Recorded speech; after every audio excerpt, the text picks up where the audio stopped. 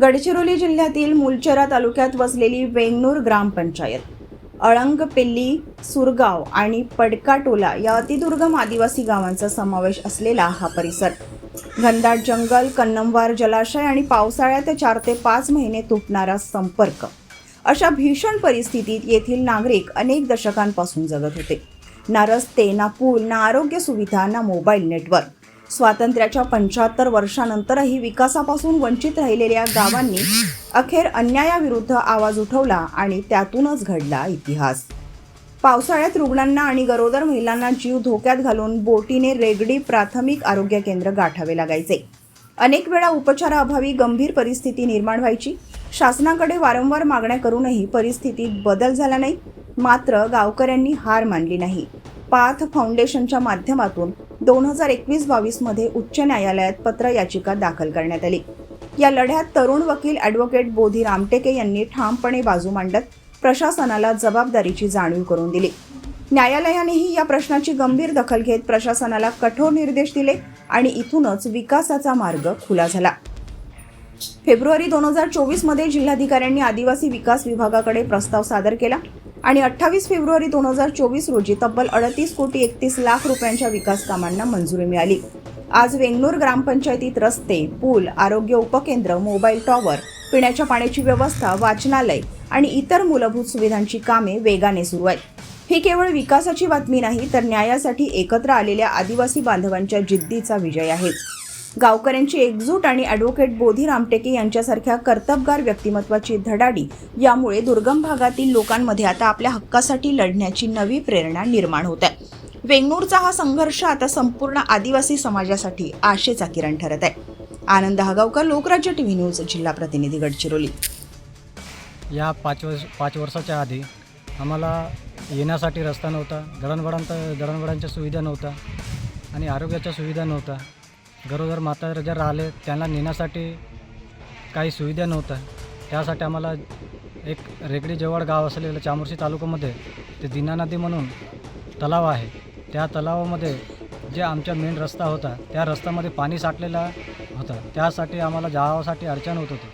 त्यामुळे आम्हाला खूप अडचणी निर्माण करावं लागले आणि त्याच्यानंतर आम्ही या 5 वर्षामध्ये 21-22 या दरम्यानात आम्ही सर्व लोक मिळून आम्ही एक पत्र तयार केलं. माननीय ॲडव्होकेट बोधी रामटेके या सर्वांना आम्ही संवाद साधून त्यांच्याकडे पत्र देऊन त्यांनी हायकोर्टापर्यंत हा पत्र पोहोचवला आणि आता त्याच माध्यमातून 38 कोटीचा निधी आला आणि त्या निधीमधून आम्हाला टावर झालेला आहे आणि रोडचं काम झालेलं आहे. पुलिया वगैरे बांधकाम झालेलं आहे आणि रोड आता होतच आहे आणि दवाखाना झाला आहे आणि सर्व हळूहळू आता होत आहे. जंगलाच्या कुशीत राहणाऱ्या आदिवासी बांधवांचा आवाज अनेकदा व्यवस्थेपर्यंत पोहोचत नाही. पण जेव्हा एखादा संवेदनशील आणि सामाजिक भान जपणारा व्यक्ती त्यांच्या वेदनांना स्वतःची जबाबदारी मानतो, तेव्हा संघर्षालाही दिशा मिळते आणि न्यायालाही वाट सापडते.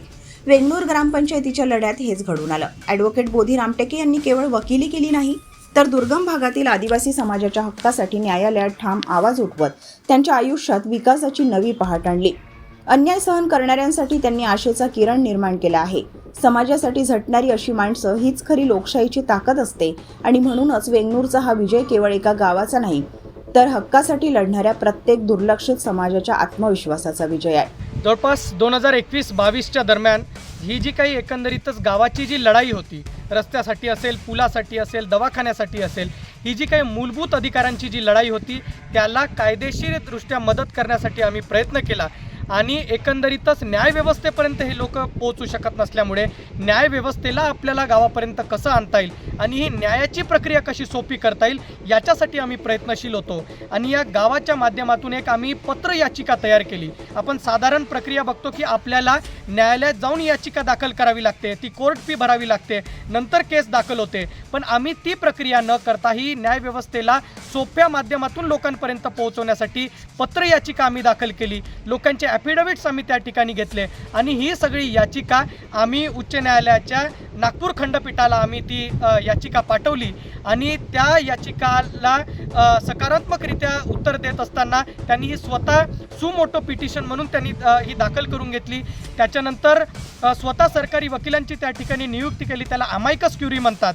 आणि या अमायकस क्युरीच्या माध्यमातून आम्ही या ज्या गावातले प्रश्न असतील ते न्यायालयाच्या पुढे मांडण्याचा आम्ही प्रयत्न केला.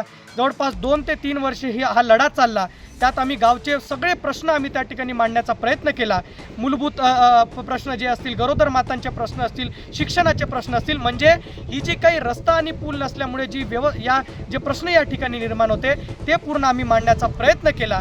आणि याचं सकारात्मक रूप म्हणजे आता या गावाचा जो काही न्यायालयीन लढा होता त्याला सकारात्मक रूप आलेलं आहे. आणि त्याच्या माध्यमातून जवळपास आता 38 कोटी इथल्या रस्ते, पूल आणि इथली आरोग्य व्यवस्थेसाठी मंजूर झालेले आहेत.